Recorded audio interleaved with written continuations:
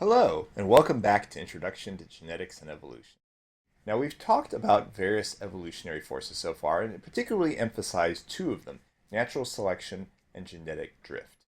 Now, a common question for people who are studying patterns of molecular evolution is, do particular genes evolve primarily as a result of the action of natural selection or genetic drift? And how many of the genetic differences that we see between species were driven by selection drift? Well, there are several challenges in trying to search for the signatures of natural selection at individual genes and infer the historical processes that operated on them. In this set of videos, we'll be looking at this particularly in the context of the gene changes that make us human. So what we'll do is we'll compare human sequences to those of our closest living relatives, which are chimpanzees, depicted here. Now, nucleotide variation exists within species and between species. In this illustration, we have a stretch of sequence. It's about maybe 15 bases long or so. We have three variable sites. This first variable site shows a fixed difference between species, meaning all individuals of species 1 differ at that nucleotide site from all individuals of species 2. So all of species 1 have a C, all of species 2 have a G. The second one shows variation within species 1, where some individuals are G and some are A, whereas species 2 doesn't have any variation. And at nucleotide site 3, we have exactly the opposite. There's variation within species 2. There's one individual that has a G, whereas all individuals in species 1 are the same. So we see this variation. How do we interpret it? Well, the big question is how much of the variation that you see within species or between species is neutral and primarily evolving by this process of genetic drift, and how much of it is selected, or can we identify any that seem to have experienced some sort of natural selection? Well, there's two schools of thought, as I mentioned before. There's sort of the neutralist school of thought, that most of the variation that you see within and between species is neutral and is evolving by the action of genetic drift. So if a mutation arises, its probability of eventual fixation is equal to its allele frequency, it bebops around and maybe gets lost, maybe gets fixed. In contrast, there's the selectionists that suggest that very little of the nucleotide variation that we see within or between species is neutral, that actually most of it is selected. So the big question for us then is what makes humans, or you could look at any focal species, special? Well, if we look historically, the human genome sequence was first published in 2003. It was available a few years before that. The chimpanzee genome sequence was published in 2005. And if you look at these genome sequences, they're very similar. On average, 98.7% of the nucleotides match up. Now, what evolutionary biologists want to do is to look at specific genes and say, for this particular gene, it seems like it was primarily evolving by genetic drift, and therefore those changes are, in terms of fitness, irrelevant, and others that seem to evolve primarily by natural selection, and thus may be important. And may, actually, those ones that are important may be contributing to what makes us particularly unique, and different from our common ancestor with chimpanzees. Now, 98.7% nucleotide sounds like we're very similar. However, given our genome size is about 3.1 billion bases, we're actually different about 47 million nucleotide sites. So that's quite a few. Now, let me introduce to you the neutral theory of molecular evolution. This was popularized through the writings of Motoo Kimura. Now, he suggested that most mutations that you actually observe, most mutations that get abundant and that eventually get fixed within a species, have no effect on fitness. So essentially, they're arising by mutation, and then they're bebopping around just randomly due to these stochastic forces, and they're spreading by genetic drift, or maybe immediately getting lost, potentially by genetic drift. They are not spreading by natural selection. Now, he doesn't argue against bad mutations. He is perfectly comfortable with the idea that some mutations are bad and immediately get eliminated, but that most of the variation that you see tends to not have any particular effect on fitness. There's a corollary from this, that if this is what's happening within species, then we expect most of the nucleotide differences between species, the ones that differentiate species 1 from species 2, presumably also spread by drift rather than spreading by selection. Now this, for many decades, has served as a null hypothesis, what we are essentially testing when we're looking at genome sequences or individual gene sequences.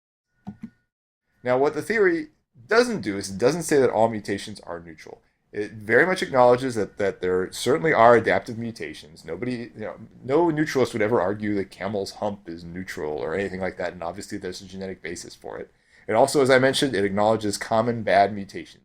But again, that variation that you see, that variation that becomes abundant or eventually fixed, tends to have little or no effect on fitness. So there's variation that you see within or between species. Now, some people really don't buy this. There was a paper published in 2008 by Matt Hahn, and he suggested the patterns apparent from multiple species at multiple loci make the case for rampant non-neutrality.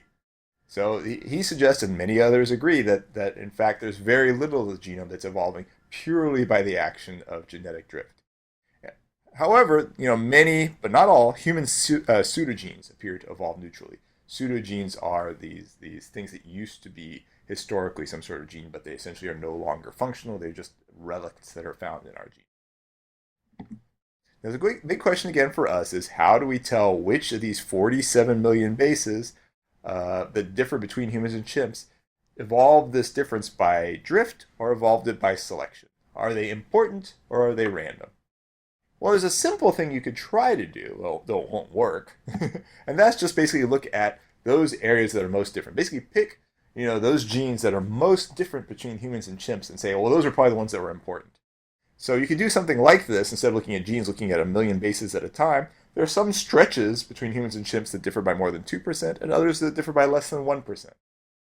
The problem is just because there's more of a difference doesn't mean selection's involved. And you can see there's a full distribution here. So some of these might have very large differences purely by chance. Some may have very small differences purely by chance. Not all base differences are important, and we can't just count them all exactly the same. Okay.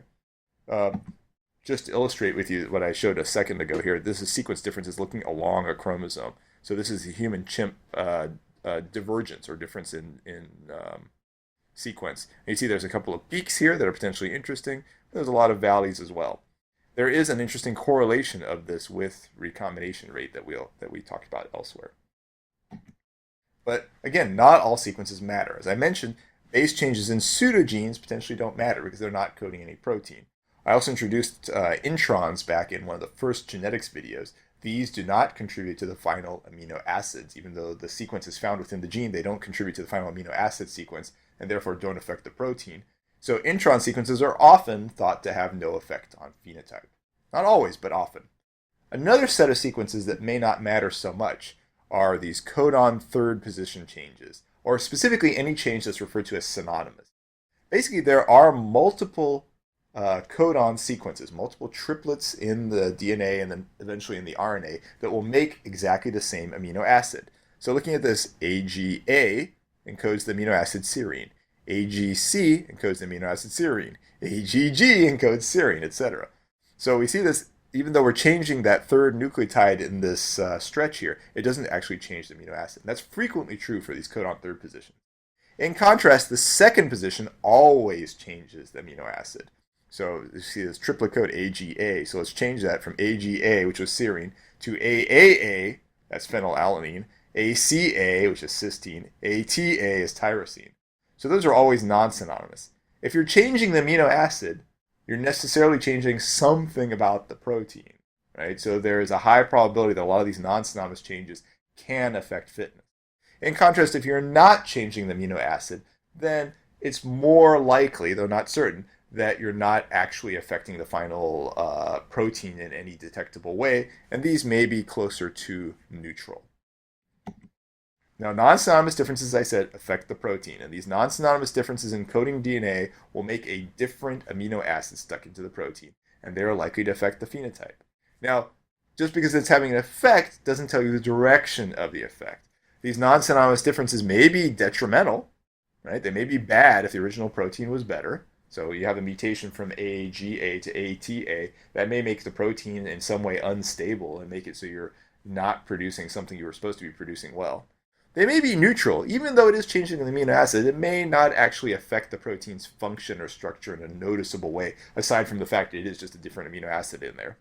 Or it may even be advantageous. Maybe this new protein, maybe it's better to have AAA than AGA, the amino acid associated with it. So these non-synonymous differences can be detrimental, neutral, or advantageous. In contrast, synonymous differences are presumed in general to be neutral or close to neutral. They're not affecting the phenotype. Now, what we want to do as evolutionary geneticists is to bin these changes. We want to, we have our 3 bins here: positive selection, negative selection, and neutral. So some of these gene changes that don't matter, they're neutral, we'll toss them into this bin. Many of the gene changes are going to be bad, so selection will prevent them from ever becoming abundant in the population or going to fixation, going to 100%. So they'll go into what's referred to as the negative selection bin, or purifying selection.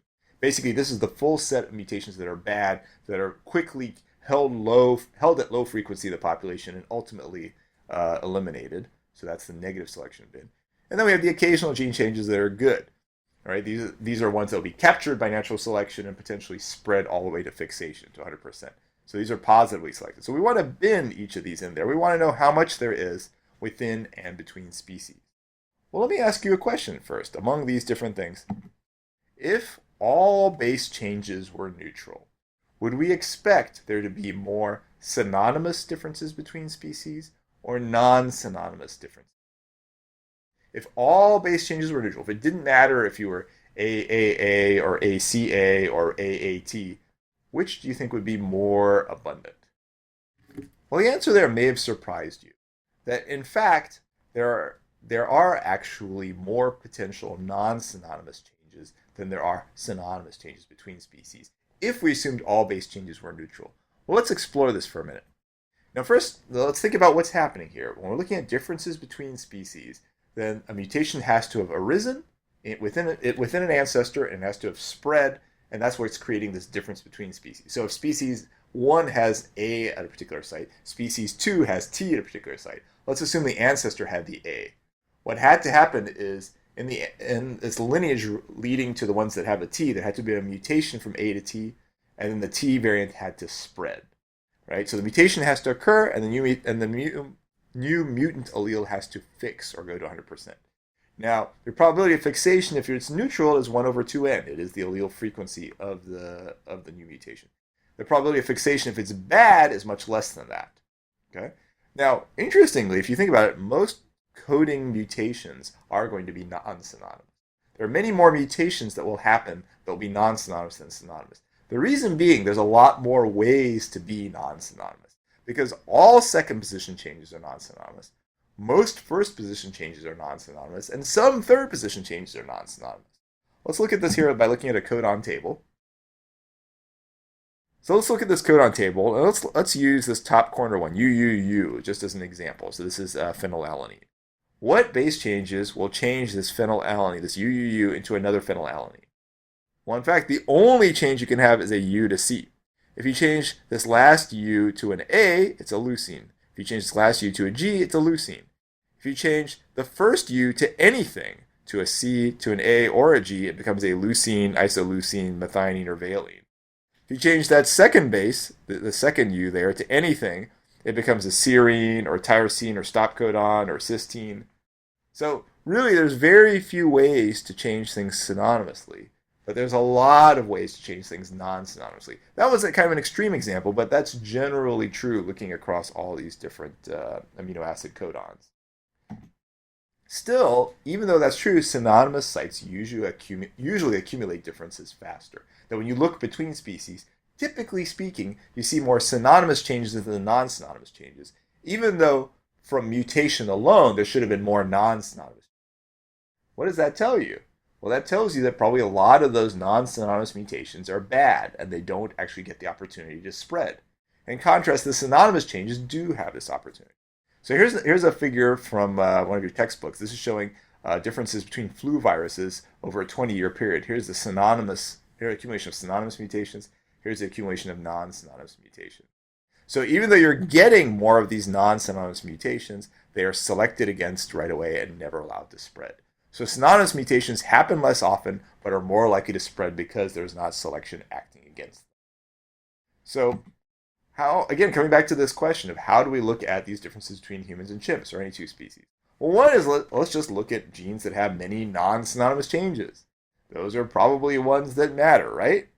Well, not so simple. Unfortunately, mutation rates are not the same in all different genes. That some genes will get more mutations than others because of selection. And if you get more mutations, you're likely to accumulate more differences, whether they're synonymous or non-synonymous between species. So again, just looking at non-synonymous changes doesn't give you a lot of information about selection or importance. That's a decent candidate by looking at those, but by itself, you can't tell. The answer is, so we use these synonymous differences to scale the number of non-synonymous differences. Basically, synonymous differences should accumulate neutrally, and we can use them to scale for potential mutation rate differences between different parts of the genome. So what we can do is do some sort of ratio of non-synonymous differences to synonymous differences. And that is essentially estimating the non-neutral changes relative to neutral changes. From that, we can potentially interpret, though not completely cleanly, but we can potentially interpret the action of natural selection. So in the subsequent videos, we'll be doing this using two tests, one called dn over ds, the other called the McDonald-Kreitman test. I hope you'll join us. Thank you.